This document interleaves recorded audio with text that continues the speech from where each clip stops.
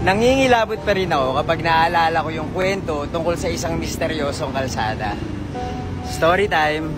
Mahilig akong maglakad at magbisikleta, kaya lagi akong nag-iingat dahil kapag nabangga ako ng sasakyan, ako yung dehado.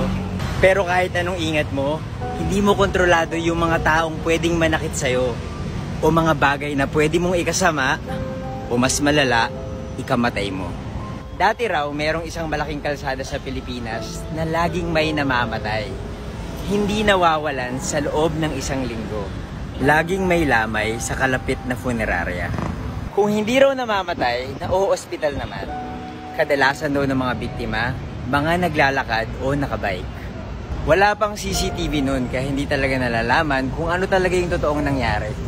Pero ang alam ko, dapat may mga speed limits talaga yung mga kalsada kasi speed kills. Yung mga motorized vehicles naman talaga yung mga nakakapatay ng tao. Dapat protektado din yung mga taong may malaking chance na maging dehado sa kalsada. Hindi naman kasi natin malalaman kung kailan darating ang aksidente. Hindi mo naman pwedeng sabihin na wag na lang maglakad kasi sana ginawa na lang expressway yung kalsada at nilagyan ng tollgate. May kumalat na balita. Nalaman na nila yung dahilan kung bakit misteryoso yung kalsada.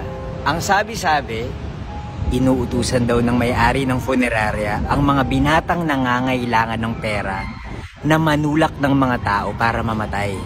Tinutulak sila para masagasaan at ilamay sa funeraria.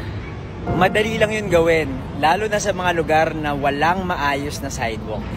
Lumang kwento na yan pero mag-ingat pa rin kayo kasi baka mamaya biglang may tumulak sa'yo sa kalsada at ikaw na ang susunod na biktima.